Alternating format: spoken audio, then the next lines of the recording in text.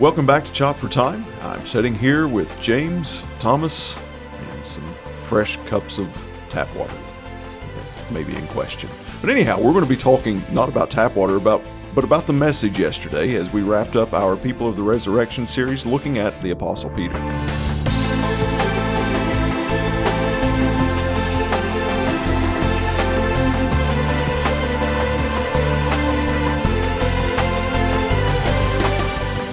Well, welcome back. We're back here. We are Chatting on a Monday. Yep, on a Monday. We were here last Monday, but we didn't get it released till Tuesday. Right. Is that right? Yeah. Right. Because we. Yeah. Yeah, there was a couple of things going on that Monday that we weren't helped with a move. Yeah. Weren't able to get it edited. Right. What did you guys get up to over the weekend? Anything exciting? Oh, well, I moved.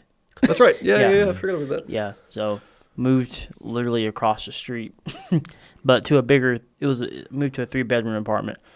So Nice. It's a whole lot bigger. You have an office now, right? Yeah, I have an office with office. all my books. Why can I never remember what I do over the weekend?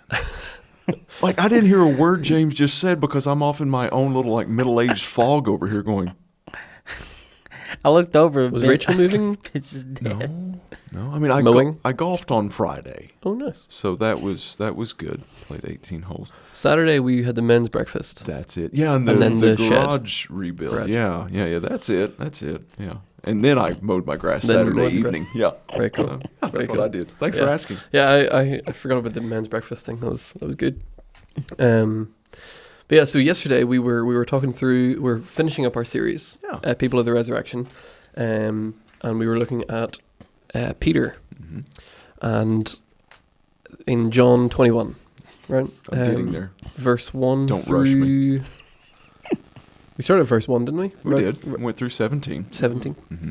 Very cool. If you would have just watched the very beginning of this video, you would have known because the graphic would have been up there, John. That's true. John 21, 1 through 17. That's true. I should have watched this video that we haven't made yet. Mm-hmm. Yeah. Little Mel Brooks Spaceballs humor for anybody who knows what we're talking about. I do not, but I'll just go I with was it. talking to the camera, Thomas. I see. Listen, I I have the age gap between us has been well established already this morning with a couple Yeah. references that. That I didn't get. Yeah, Yeah. I'm just going to blame it on the fact that I'm not from here, that'll work. nor am I from the 80s. There you go. That's the most important thing. Yes. Very cool. While. So you kind of started the lesson talking through a dysfunction and a collapse of a ministry system, which people sort of slowly came to realize towards the end that, or some realized at the very end, you were talking about the early, like Jesus and his followers. Talking about charismatic leader who had no fault, but then his elders, so to speak, were failing left, right, and center. Yeah. And eventually, it ended with that leader's demise. Mm-hmm. And then there were you focused in on two elders in particular, which ended up being Judas and Peter, and how one of them was restored, Yes. and the other was not. Correct. And then we got into the story of Peter being restored Mm-hmm. in this section. We didn't really talk about Judas, obviously, because the talk wasn't about Judas. But Right. one of the things that I was thinking about, like while you were talking about it, was what if Judas had remained alive until Christ's return? Yeah. Do you know what I mean? Like, would there have been room for forgiveness Mm-hmm. and restoration for the one who betrayed Jesus? Do you know what I mean? Which is obviously all hypothetical. Yeah. Because a lot of times we look at Judas, and I know in the Catholic Church, they really talk about, a special place in hell for Judas, the one who betrayed Jesus, like in the mouth of the devil at the very center of the 7 hells. Is that something like that? Yeah. So, but it does intrigue me.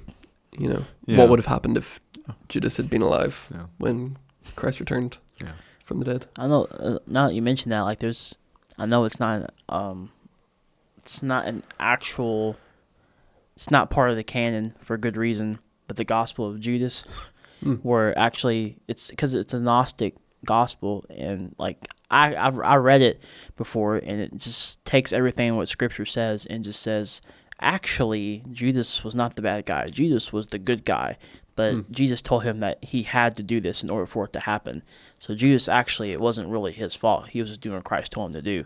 And after reading that, I was like, yeah, I don't think so. I was like, I don't think that's how it works. Yeah.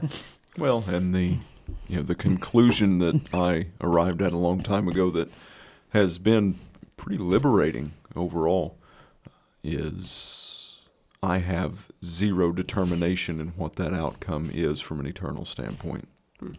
From like Judas's role. It's not my call. Right. Yeah. And I'm glad of that. Yes. Yeah. So yeah, we got into the story about Peter, and you had 3 restoration moments. Yeah. The fish, the fire, and the coal. So close. No, that's part of the fire. So yeah. Oh. It's not an alliteration. It's not a 3-point alliteration. See, I was thinking of another F. I lost any type of Baptist credentialing that I could have hoped for. Yeah. The fish, the fire, and the... I don't know what your actual title for it was. The jump. The jump. Yeah. Oh, the jump was the second one, Yeah. was it? Yeah. Could have went with the free fall, but yeah. The flop. the fall, whatever. Yeah. Free dive. Yes, there you go. The flailing. Yeah.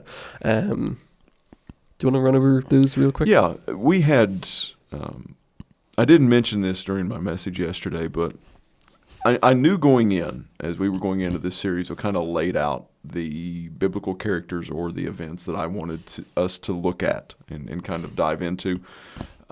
So that was Mary Magdalene, that was Thomas, that was the Emmaus Road, and that was Peter. And I knew that I really felt like we needed to end on the story of Peter. And then I got to looking back, and I was like, I preached the restoration of Peter in February of last year, of 21, here at the church. Same passage. But I went back and I listened to it, looked at it, and what God was revealing to me out of this scripture, the same passage this time was very different from the one that we did before. So that was a cool little thing just going into it. But yeah, I think that there were 3 instances of remembrances that would not only have been used for Peter, but also the rest of the disciples and the followers of Jesus that went on this fishing trip.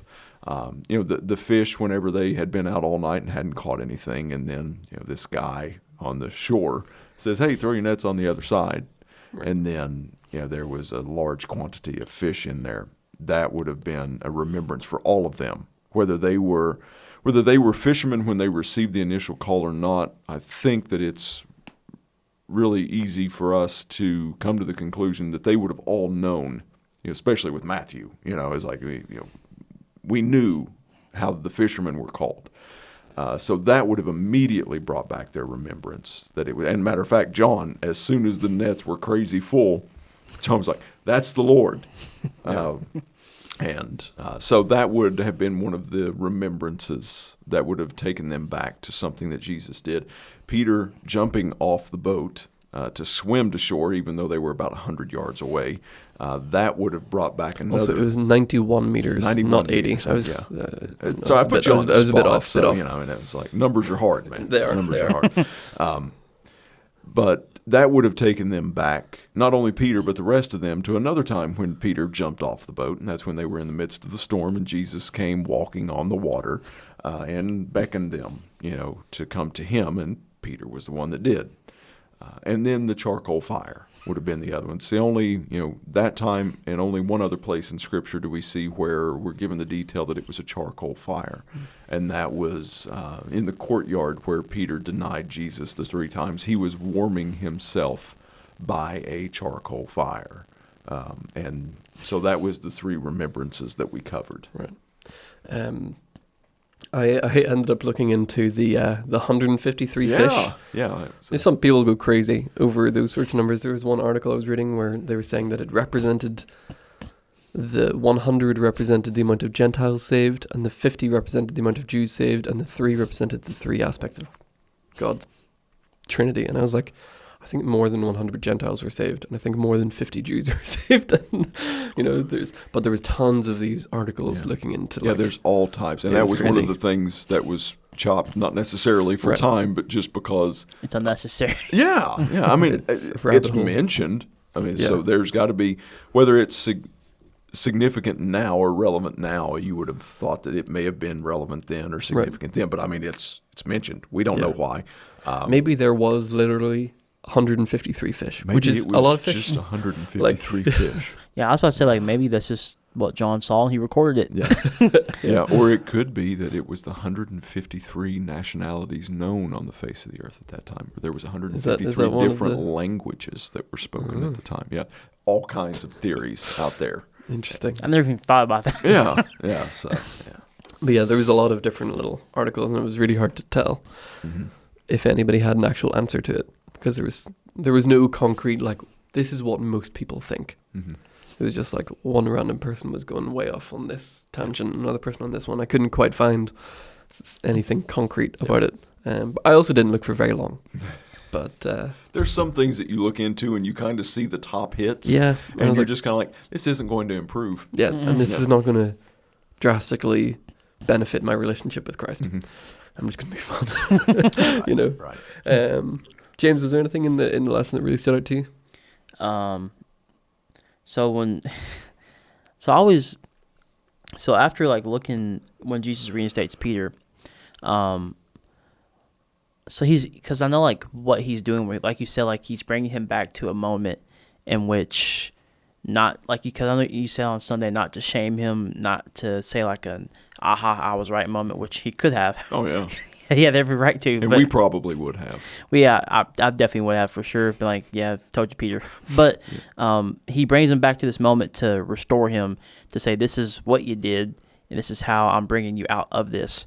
But I always get confused every time I read it, because he looks at him and says, feed my sheep, feed my lambs. Like, why does he specifically say those things? And they're different each time. Yeah. Right? Feed my lambs. Hang on. Feed my lambs, take care of my sheep, feed my sheep, right? Or feed my lambs, tend my sheep, feed my sheep. Is he just like, is that just Jesus affirming his calling and what's coming next? Yeah, and there's a couple different layers here, and this is one of the big areas that was really chopped this week, because there's some differences. The English language is full of limitations. Right. There's some differences in the words for love here. So we'll hit that, and then we'll hit maybe another dynamic here really quickly about this passage that we tend not to think about that often. Jesus is asking him, he asks him all three times, do you agape me? Which means, do you love me more than anything else? It's like, do you value me? Is it beyond anything else? Do you agape me? That's the way that Christ loves us, is that he loves us beyond his own life. Peter's response every time was, I phileo you, which is the Greek word, another Greek word for love, but that means like a brotherly love. It's Philadelphia, city of brotherly love. That's the philanthropy, doing good things for other people. So there's a Greek difference there. So Jesus is asking, do you agape me? And Peter is responding, I phileo you. So I think one of the things that we can learn here is we're seeing this restoration of Peter taking place. And I think we're seeing a different Peter here than what we would have seen pre-crucifixion, because it seems like there's an element of humility or maybe an understanding of his humanity, his weakness. Because in my mind, and again, this is not scriptural, let's be clear with that, but in my mind, I think that if Jesus was asking Peter these exact same questions pre-crucifixion, he would have been, of course I agape you. Of course I love you beyond anything else. Not me, Lord, never would I deny you. I think that there would have been a brazenness. Right. There's a level of self-awareness now. Right. Before his denial that I don't think we see here, because I think Peter is very self-aware at this point of like, I can't make the statement that I agape you because I've already proven that I don't love you above everything else. I don't love you above myself, but I do phileo you. And I think that we see that in this terminology. Mm-hmm. And again, the grace of Christ is not pointing out here to him, it's not what I asked you, Peter. Right. You know, he's not, so I think that Jesus is seeing this self-awareness. But another wrinkle on this is that's how it's recorded in Greek. They probably weren't speaking in Greek, though. That's true. They're most likely speaking in Aramaic. So, again, I don't want us to put too much weight into that. I think it's significant to go back to the original written language of the Koine Greek and notice that difference that our English does not translate to. But I think that we also, before arriving at doctrinal theological conclusions of the differences of the agape and the phileo, that we need to understand that they were probably speaking in Aramaic. And that there may be a translation even from the Aramaic to the Greek and then from the Greek to the English. But I do think that that is an interesting look at the possibility of, I know that oftentimes in my greatest moments of failure, there is a level of humility that that hits and hopefully sticks. And hopefully sticks. Yeah, that's interesting. Were there any other areas that you ended up chopping from? One that was chopped that I didn't plan on chopping, that I didn't even realize could have been a possibility until afterwards when I kind of settled in last night at the house. And I always like to reread the passage whenever I settle in on a Sunday, just to kind of reevaluate. I think there was a fourth remembrance that I didn't see. I just, for whatever reason, I'll call it my Emmaus Road experience, that he did not reveal it to me. But I think a fourth remembrance could have been the fish and the loaves on that he was grilling on the fire. I think that would have served as a remembrance as well of the two miracles of the feeding of the multitudes. Yeah. Yeah. Very cool. One of my favorite parts of this passage is obviously is just something simple like, we just had that men's breakfast, right? Getting together, eating some food. James had a short devotion, and then we just talked about ministry and the Bible and evangelism and the challenges of sharing our faith with family compared to strangers, compared to friends, and all this kind of stuff. And just the way that Jesus didn't bring them to a church service and then preach to them. He was like, come have some breakfast. Yeah. Do you know what I mean? Which I think is just a really cool part of Jesus' character. Like, he's very casual yet intentional simultaneously. Do you know what I mean? Like, we kind of joke a lot about that a lot of people in this church are very task driven. Like, we got a lot of task driven people, and then we also have a lot of people driven people, which would so that was so obvious Saturday morning. Like, painfully obvious on Saturday morning, in that there were some people working on the garage, and there was people sitting having breakfast talking about ministry. And the people sitting having breakfast talking about ministry were getting a little agitated, sort of thinking, it's like, they should come and join us and sit, take a break, and talk. I'm sure they were thinking the same thing about us. And then they were like, what are they doing? They should come and help. And then, because we went out and said, come and help us. And they were like, we were working. Yeah. Like, you're just sitting having breakfast. And we were like, both parties were like, our thing is better. And Jesus does both many times, right? He has a pretty good balance, but I find that interesting. Yeah. It was one of those just things that we were discussing after the breakfast of differences in people. And we've already talked about how Jesus interacted with different people in different ways. With Thomas, it was very practical. Yeah. Of, you ask for this, here this is. Whereas with these guys, it's like, let's sit down and have some breakfast. Yeah. And then with Mary, it was like, don't touch me, I'm sending you on a job. Like, go do something. Yeah. So it's just interesting how he interacts with different people differently. Yeah, agreed. But any other thoughts? So I'm just kind of surprised and a little bit happy that the story that I told that everyone that I've spoken to who I did not tell beforehand Yeah. that it was about the disciples, they actually were. They were like, we were all waiting on the podcast reference, or we were all waiting to hear you tell the name of the church or the ministry. Yeah. And that was one of my, because I ran that story by both of you Yeah. in the week leading up, and my thing was just like, I just don't know if I can pull it off to where it's not blatantly obvious that it was the disciples. I think where you mentioned the Mars Hill first, I think that's I was like, 'cause as soon as you ran it past me, I was like, you mentioning that is going to make people think this is an actual legitimate like 21st century church, and they're not have any, because that does sound like a lot of churches today. So they're like, oh, this is another church. No. Yeah, no, I thought that went really well. I know a lot of people enjoyed that sort of moment of realization of like, you know. Yeah, and then we. Go ahead. I'm sorry. No. I just would say we ended up kind of closing out on Psalm 23. Yeah. Which just a cool little tidbit. You know, Brooks was baptized yesterday, and Mark, you know, his uncle Mark was able to baptize him, and you know, he said that he didn't find it coincidental that fishing was part of the message, because fishing was one of Brooks's favorite things to do. Well, the kind of the hand of God type, you know, the God wink, if you want to call it that, kind of continued after service. And Mark came up to me and said that, you know, Brooks's dad has had some things, you know, transpire in the past. And he said he has a tattoo on his side of the entirety of Psalms 23 with the word restoration tattooed underneath it.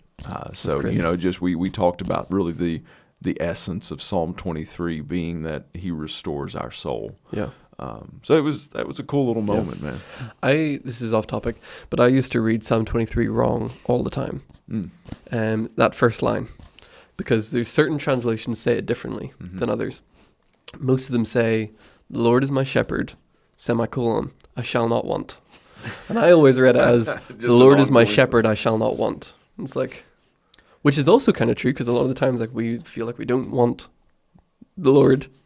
But I always read it as like, and then there was one translation I remember reading that said, "I shall not be in want." And I was like, oh, that's a completely different thing. You know? But I used to always read it thinking, it's like, why would you not want a shepherd? Like if you're a sheep, like you know, but that's not what it means. Yeah.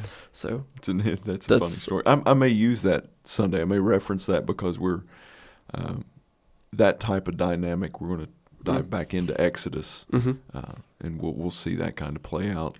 Yeah, because it's going to be a nice couple Sundays topics. Is it the plagues that we're getting into? Spending 2 weeks on the plagues. That's a good segue of next week. We're going back. You should talk about Moon Knight and like how they're using the Egyptian gods in that, and let's talk about, because as I was watching that, I was sitting there and like, because that's something Marvel does. They take all these pagan false gods and show like how powerful they are. But I was like, yeah, I remember when God like destroyed all of you and all your people. Yeah, because I mean, basically, we're going to be going back to Exodus 5:2, which is the initial confrontation between Moses, Aaron, and Pharaoh, and his response in that second verse is, "Who is this Lord? You know, who is the Lord that should instruct me, or who I should, you know, obey?" Yeah, type thing. So and I think that's. I don't think we struggle with having the concept of believing in God. I think we struggle with a God who we obey, right? Who tells us what to do. Right. I found one other thing is the same thing happens to the disciples when they get on the shore as what happens in the Emmaus Road.